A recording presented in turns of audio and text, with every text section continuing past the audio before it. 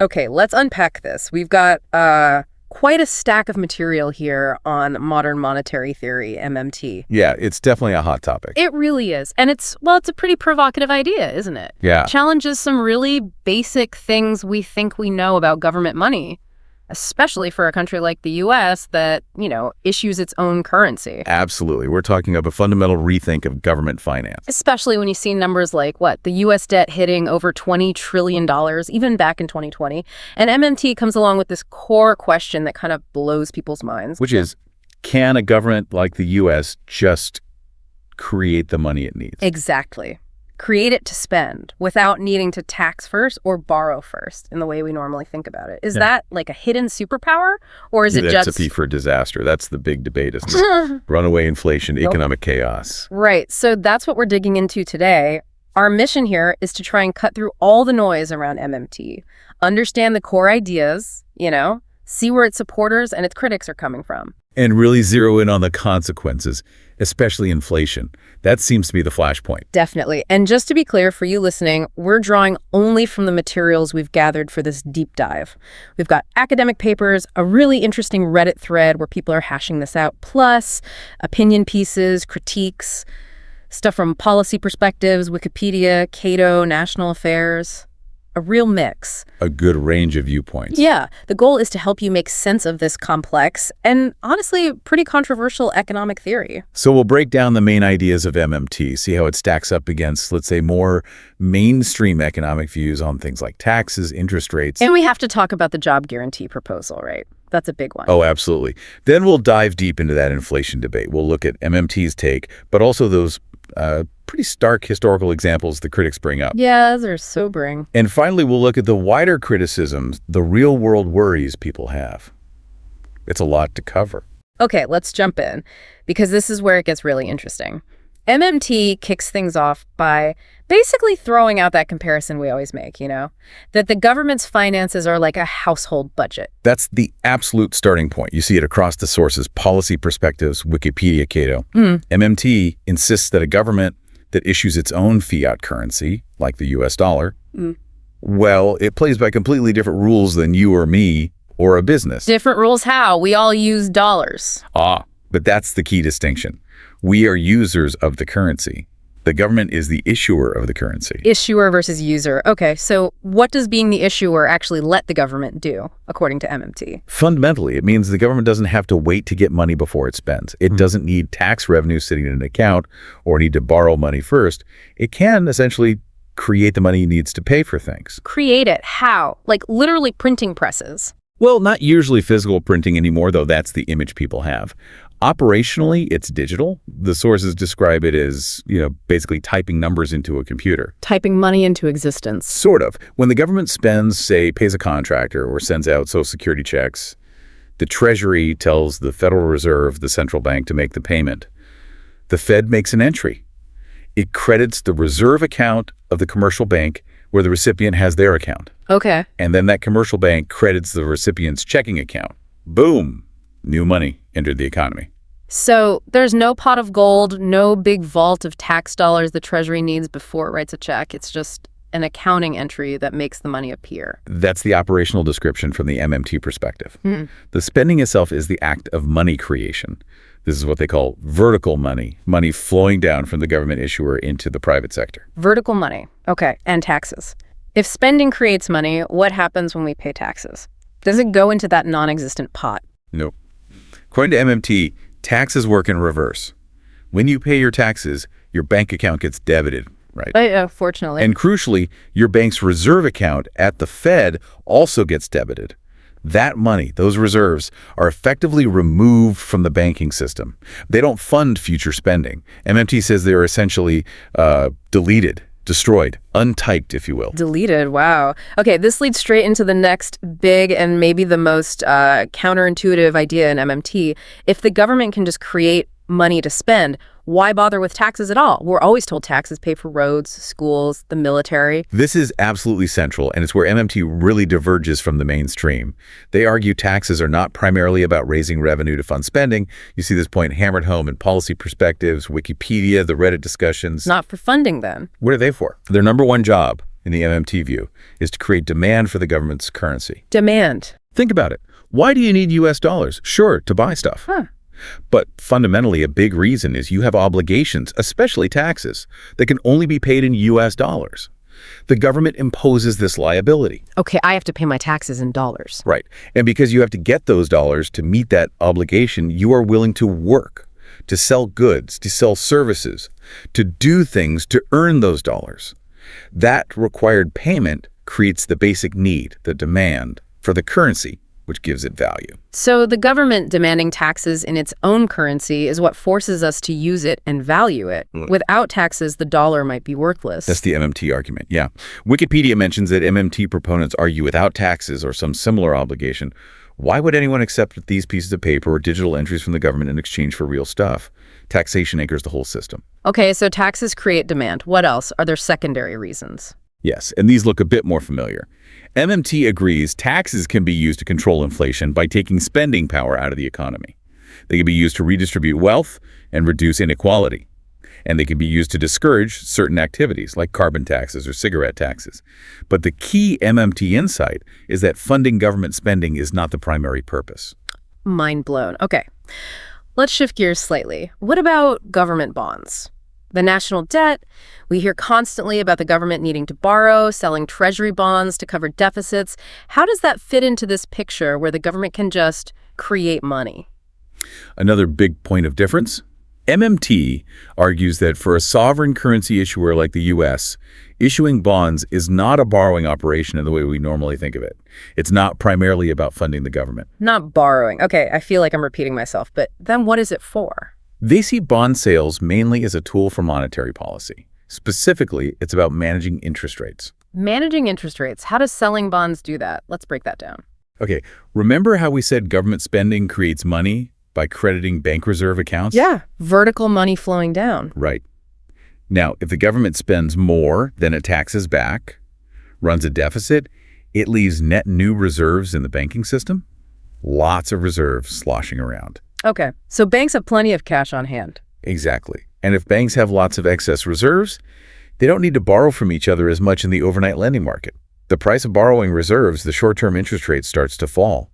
It could fall all the way to zero, or whatever rate the Fed pays on reserves held at the Fed. So if the Fed wants to keep interest rates above zero, say at its target rate, then just the act of government deficit spending would push rates down and mess up their target. Precisely. And that's where MMT says bonds come in. Historically, selling treasury bonds has been the way to drain those excess reserves back out of the banking system. Drain them? When the Treasury sells a bond, someone, a bank, a pension fund, an individual buys it. They pay for it using money that ultimately comes out of commercial bank reserves held at the Fed. So the reserves move from the commercial banking system back to the government's account at the Fed, effectively disappearing from the interbank market. So selling bonds mops up the extra cash that spending created. Exactly. It creates a slight scarcity of reserves again, which helps keep the overnight interest rate up near the Fed's target. Okay, let me see if I've got this sequence right, according to MMT. Government spends, creating reserves. To stop interest rates falling too low, the Treasury sells bonds. People buy bonds, draining reserves. Interest rates stay where the Fed wants them. The bonds aren't funding the spending. They're managing the monetary side effects of the spending. That's a great summary of the MMT operational view, yeah. As laid out in Wikipedia, they even argue that if a government decided it wanted a zero interest rate policy, it could theoretically stop issuing bonds altogether, just let the reserves accumulate. Wow. And the interest paid on those bonds, MMT just sees that as income for the bondholders, basically. A government choice, maybe a subsidy to savers, but not a necessary cost of funding the government itself. Let's make this concrete. Think about the CARES Act during the pandemic. Huge spending, like $2 trillion. The news reported it as adding massively to the national debt. How would MMT explain that event based on our sources? Policy Perspectives actually uses the CARES Act as a prime example. Yeah. So, yes, the government spent $2 trillion. And initially, this was associated with selling bonds. But crucially, who was the biggest buyer of those bonds? The Federal Reserve, the Fed itself. Exactly. Through what's usually called quantitative easing or open market operations. Right. From an MMT perspective, when the Treasury sells bonds and the Fed buys them, it's basically the left hand of the government trading with the right hand. MMT often consolidates the Treasury and the central bank for analysis. Consolidated government, meaning the debt the Treasury owes the Fed isn't really debt in the same way as debt owed to China or a pension fund. That's the argument Policy Perspectives makes. From this consolidated view, the government essentially owes itself money, denominated in a currency it can create at will. So the concept of being forced to default on that debt becomes nonsensical. They can always create the dollars to pay the Fed back, or the Fed can just hold the bonds indefinitely. So the MMT story of the CARES Act isn't, we needed $2 trillion, let's go borrow it. It's more like, we're spending $2 trillion by creating it. Oh, and by the way, we'll manage the reserve effects partly by having the Fed buy up a lot of the associated bonds. The constraint wasn't finding the money. Correct. The MMT view is the ability to spend was inherent in being the currency issuer. The real constraint for MMT lies elsewhere. It's about the availability of real goods and services in the economy, which gets us to inflation eventually. But yes, Policy Perspectives directly contrast this with the mainstream narrative that views that $2 trillion as a genuine increase in burdensome debt requiring future sacrifice. Okay, this difference is huge. That Wikipedia comparison table seems really useful now to just lay out these contrasts side by side. MMT versus mainstream. Yeah, it's a good checklist. So, first point, funding government spending, mainstream says. Primarily taxes and borrowing by selling bonds, MMT says. Government spends by crediting bank accounts first. Taxes and bonds have other jobs. Got it. Second, purpose of taxation, mainstream. Primarily revenue for funding and maybe debt repayment.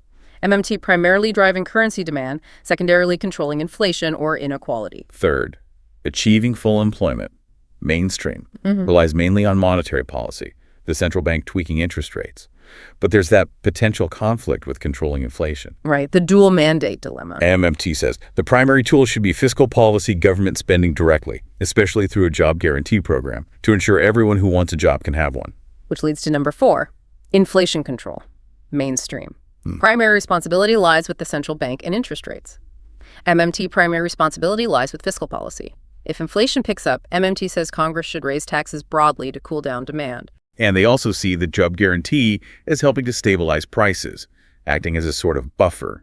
They call it a neighbor, non-accelerating inflation rate of employment buffer. A mouthful, I know. Neighbor. Okay. What about deficits and interest rates? Big disagreement here, too. Mainstream often warns that large deficits can crowd out private investment by pushing interest rates up.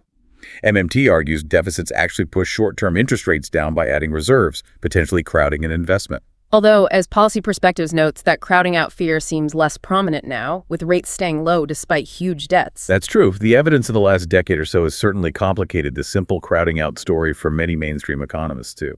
Okay, last one from the table. Automatic stabilizers. Things that automatically kick in to help the economy. Both sides agree on existing ones, like unemployment benefit spending goes up automatically in a downturn. Yeah. But MMT wants to add the job guarantee as a major, powerful, new automatic stabilizer. Right, the job guarantee. Let's talk more about that. It's probably MMT's signature policy proposal. What's the core idea again? The basic idea, detailed in Policy Perspectives, Wikipedia, and the Reddit threads, is that the government would stand ready to hire anyone who wants a job, but can't find one in the private sector.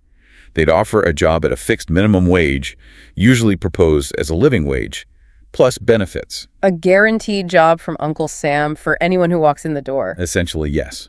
An employer of last resort. MMT sees it doing several things at once. As we said, it's a powerful automatic stabilizer. When the private economy tanks, people lose jobs, they can immediately get a JG job. Government spending automatically rises, cushioning the downturn. And when the economy recovers, people leave the JG jobs for better paying private sector jobs. JG spending automatically falls. It smooths out the business cycle. Okay, that makes sense as a stabilizer, but how does it connect to inflation and prices? You mentioned NAI and buffer stocks? Right. MMT views the JG as a way to anchor the price level. They talk about it creating a buffer stock of employed labor, like a buffer stock of wheat or oil. The government sets the wage for the JG jobs. This wage acts as a floor for the entire labor market. A floor, meaning private companies would have to pay at least that much, plus probably more, to attract workers away from the guaranteed government job. Exactly. By setting this base wage, the JG influences wages and therefore costs across the economy. It acts as a price anchor. Someone on Reddit described it as the government setting a price for labor that it's always willing to pay. which helps stabilize the value of the currency itself. This connects back to that root price setter idea, doesn't it? It does. The argument, which gets pretty deep in that Reddit discussion, is that because the government requires its currency for taxes, it's in a unique position.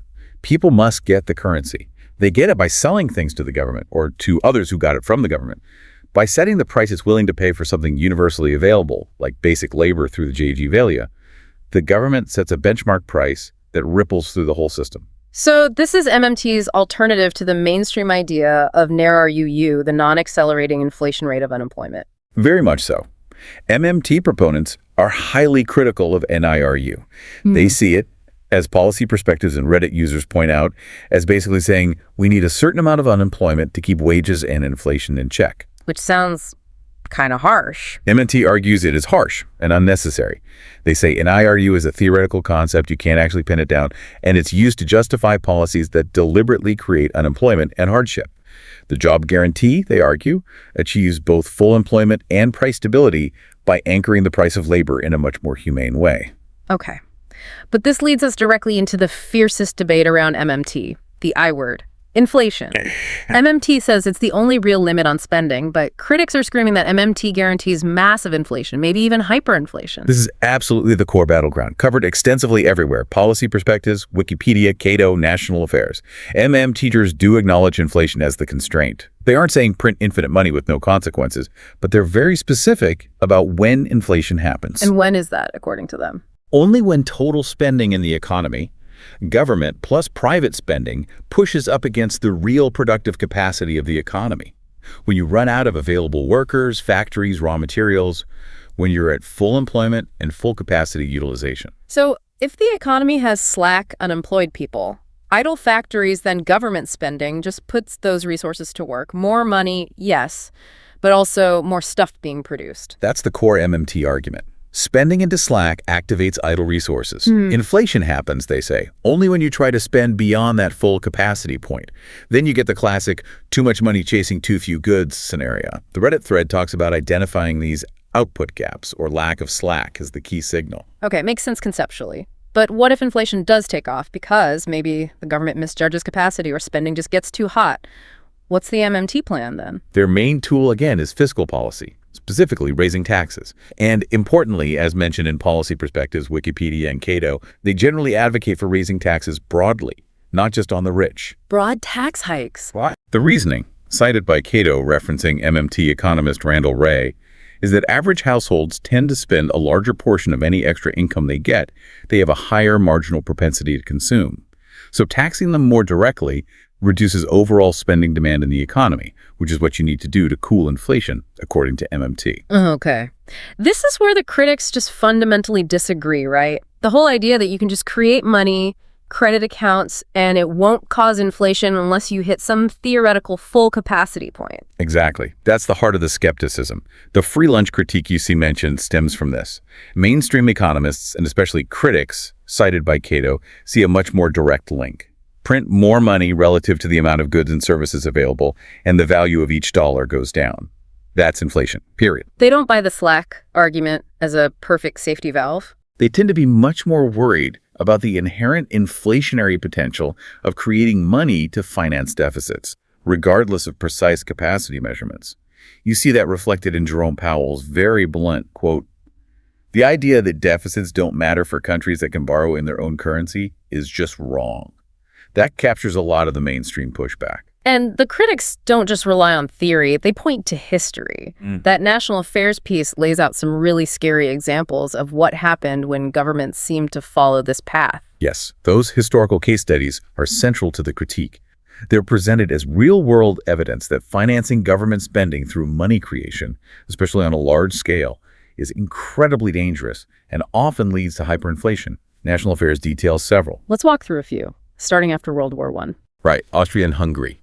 New countries facing huge war debts, reparations, food shortages. How do they pay their bills? Largely by selling government debt directly to their central banks, basically. The central bank printed money to buy the debt. National Affairs argues this, combined with all the other problems, led straight to hyperinflation. Their currencies became virtually worthless. Poland, too, around the same time. Similar story. Inherit damaged currencies, fought wars, needed to rebuild. financed huge deficits by printing money. The numbers are staggering. National Affairs cites the Polish mark going from 9 to the dollar in 1918 to over 6 million to the dollar by 1923. Critics see a direct line. Print money, currency collapses. And then there's the ultimate cautionary tale, Weimar Germany. The classic example. Financed the war with debt, went off gold, faced crushing reparations, occupied in the Ruhr, paid striking workers by printing marks. National Affairs details the result. By late 1923, $1 was worth over 4 trillion marks, savings wiped out, economic chaos, wheelbarrows of cash. It's the nightmare scenario. But the critics argue it's not just ancient history, right? National Affairs mentions more recent cases too. Definitely. Brazil, in the late 20th century, faced high foreign debt, found it politically hard to raise taxes, so they printed money to cover domestic spending. Result, chronic high inflation. Monthly rates hit over 80% at one point in 1990. They needed a whole new currency, the real, to finally stabilize things. And Zimbabwe is probably the most extreme recent example. Zimbabwe's hyperinflation in the 2000s was astronomical. Started with unfunded spending land reform, payments to veterans that spooked investors. Then came economic collapse, especially in agriculture, creating massive supply shortages. The government couldn't borrow, couldn't tax enough, so they printed money. And printed and printed. Monthly inflation hit, 79 billion% in late 2008, according to National Affairs. Ended with the currency being abandoned for the US dollar. And Venezuela's crisis is often framed in similar terms. Yes. Huge oil wealth used for social spending under Chavez, but without diversifying the economy or building a solid tax base. Oil prices crashed, government revenue collapsed, they couldn't easily borrow, couldn't or wouldn't cut spending, or raise taxes significantly. So they printed bolivars. That, plus other deep problems, led to the ongoing hyperinflation 80,000% per year by late 2018, cited by National Affairs. Just devastating. Okay, those examples are powerful. It seems like a slam dunk case. Print money to cover deficits, get hyperinflation. How on earth do MMT scholars respond to that? Do they just ignore it? No, they don't ignore it, but they interpret it very differently. They strongly dispute the simple cause and effect link that critics draw. National Affairs quotes MMT figures like Mitchell, Ray, and Watts, arguing that these weren't just about printing money. There were almost always other severe factors involved. What other factor? They point to things like massive supply shocks. The economy's ability to produce goods was collapsing due to war, agricultural failure, sanctions. So, yes, money increased, but goods disappeared. They also highlight when countries had large debts denominated in foreign currency, like US dollars. Debt you can't print your way out of. Exactly. If you owe dollars, printing more pesos or marks doesn't help. You need to earn or borrow dollars, and if you can't, you face a crisis. And they also emphasize political instability. If people lose all faith in the government, they dump the currency, which accelerates its collapse regardless of the underlying economics. So MMT says these phases aren't relevant to, say, the U.S. today, which owes debt in its own currency, has a relatively stable political system, and isn't facing total economic collapse. That's basically their argument. They reiterate, like Stephanie Kelton quoted in National Affairs, that inflation comes from overspending relative to productive capacity. They argue these hyperinflationary countries failed to manage that, often due to those other crises, and critically failed to use fiscal policy like raising taxes effectively to control demand. So they see the problem as mismanagement and specific crises, not an inherent flaw in the mechanics of sovereign currency creation itself. Okay, let's circle back briefly to that root price setter idea from the Reddit discussion. It seems quite central to how MMT thinks prices work, differently from just market supply and demand. It's definitely a core, if somewhat abstract, MMT concept. The argument there is that by imposing taxes payable only in its currency, the government creates the foundational need for that currency. Right, we need dollars to pay Uncle Sam. So we have to offer something, our labor, our goods, to get those dollars, either directly from the government or indirectly from others who got them from the government. And because the government is the monopoly issuer, MMT argues, the price it chooses to pay for things fundamentally anchors the value of that currency, especially the price it pays for a basic input like labor through the job guarantee. That JG wage becomes a reference point influencing all other prices. One Redditor framed it like money is just scorekeeping relative to the real resource, labor hours, and the JG sets the base score. But the pushback, also seen on Reddit, is, hang on, the government isn't buying most things. Most prices seem set by millions of private buyers and sellers. How can one government wage dictate everything else? And that's the core tension. Critics argue that while government spending and the JG wage would certainly influence markets, they wouldn't determine all prices in the way some MMT descriptions seem to imply. It's the theoretical MMT model of a hierarchical money system versus the observed reality of complex market interactions. That Reddit thread really captures that debate well. Okay, beyond inflation, MMT faces other big criticisms. Cato brings up this idea of MMT as a luxury belief. What's that about? It's an interesting social critique. The Cato piece argues MMT is an idea mainly pushed by people, academics, think tankers, political types, who are relatively well off and insulated from the potential downsides if MMT policies go wrong. Insulated how? Insulated primarily from the effects of inflation. The argument is that holding this belief might confer some status in certain circles, but if it leads to policies that cause high inflation, the burden falls most heavily on the poor and working class, not on the elites promoting the theory. And why is inflation so much worse for lower-income people, according to Cato? They make several points. First, necessities like food, housing, energy make up a much bigger chunk of a low-income budget, so when those prices soar, it hits them disproportionately hard. They cite a study suggesting the bottom tenth of earners faced inflation 71 percentage points higher than the top tenth over a 16-year period. Wow, 71 points higher. Yeah, because of that difference in spending patterns. Plus, wealthier people often own assets like stocks or real estate that might actually go up in value during inflation, acting as a hedge. Lower-income people usually hold their savings in cash or basic bank accounts, which just lose purchasing power. So inflation eats away at their savings and fixed incomes, making inequality worse. The luxury belief charge is essentially saying MMT advocates are downplaying a risk that they personally are unlikely to bear. That's a potent critique. What about more technical economic criticisms? There are several mentioned in Wikipedia and National Affairs. Thomas Pally, who's a post-Keynesian like some MMPers but critical, argues MMT is mostly old Keynesianism but oversimplified. He worries it ignores risks like financial instability or currency crises in open economies if MMT policies spook international investors. He also thinks MMT assumes away potential conflicts between the government wanting to spend, fiscal policy, and the central bank wanting to control inflation, monetary policy. And crucially, he doesn't think MMT has a convincing plan for controlling inflation once you actually reach full employment. Mark Lavoie, another post-Keynesian, points out that some MMT claims rely on analytically consolidating the government and central bank.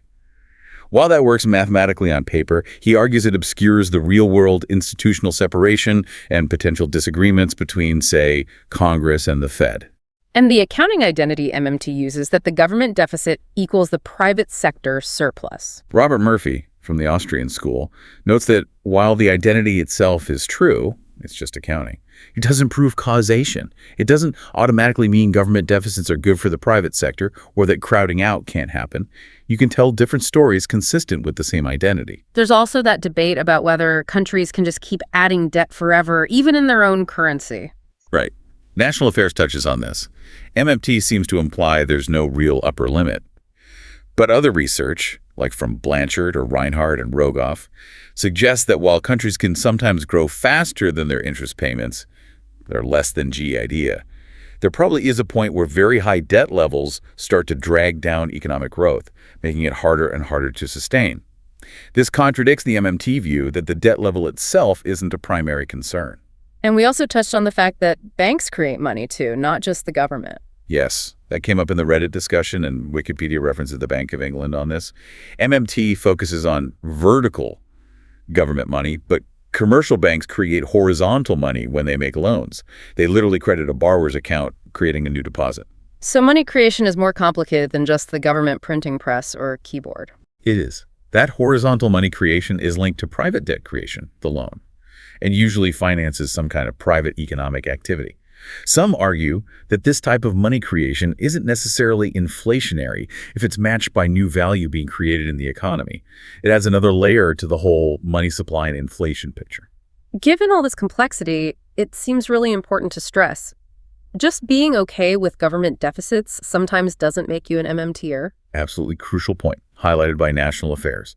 Plenty of mainstream economists, especially Keynesians, support deficit spending in recessions or for public investment. That's standard policy debate. What makes MMT distinct, according to the critics, is combining the call for potentially unlimited deficits to ensure the job guarantee with those specific claims. that money can just be created without inherent inflationary consequences below full capacity, that sovereign debt isn't a real constraint, and denying any upper limit to borrowing in your own currency. That package is what defines MMT and draws the most fire. And that Sri Lanka example really muddies the waters, doesn't it? They apparently cited MMT, had a crisis, but MMT scholars say that wasn't us. Yeah, Wikipedia mentions it. Sri Lanka's government did seem to invoke MMT ideas when cutting taxes and spending before their crisis. Critics jumped on it as proof MMT fails in practice. But MMT economists strongly pushed back, saying the actual policies implemented looked nothing like their recommendations, especially on managing inflation. It just shows how hard it is to apply these theories cleanly in the real world and how easy it is to point fingers when things go wrong. Okay, so let's try to pull this all together. We've explored MMT's core ideas. The government as the currency issuer, not a user like us. Taxes driving demand for that currency, not primarily funding spending. The idea that government can spend first by creating money and bonds are more about interest rates. And then the huge fault line, inflation. MMT says it's the only real constraint, kidding only when we run out of real stuff, labor, resources, and it can be managed with broad tax hikes. Critics are deeply skeptical, fearing money creation itself fuels inflation, pointing to those dramatic historical collapses and arguing MMT lacks a credible inflation control plan, especially once you get near full employment. And this is not just, some dusty academic squabble. It's about fundamental questions. How does our economy actually work? How should governments handle their finances? And crucially, who pays the price when policies go wrong? Especially inflation, which, as Cato and others argue, hits the most vulnerable people the hardest. Right. Understanding the MMT perspective, even if you fundamentally disagree with it after hearing the critiques, gives you a different way to analyze the news you hear every day about government spending, debt ceilings, Fed policy. It challenges you to think about what money really is and where it comes from. So wrapping up our deep dive, here's a final thought for you to chew on based on all this material. If MMT is right, that the real constraint is hitting full economic capacity, what does full capacity even mean in today's incredibly complex global economy? Who gets to decide when we're there? And what happens if they guess wrong? Or flip it around. If MMT is right that government debt in its own currency is just private sector savings and operationally never needs to be paid back, in the traditional sense, why does almost everyone feel like it's a huge burden on future generations? What does that deep-seated intuition tell us about how we, collectively, understand money itself? Definitely something to think about next time you see those headlines about deficits and debt. This has been our deep dive into modern monetary theory. We hope navigating these sources with us has given you a clear picture of the theory, the intense debate, and what's really at stake.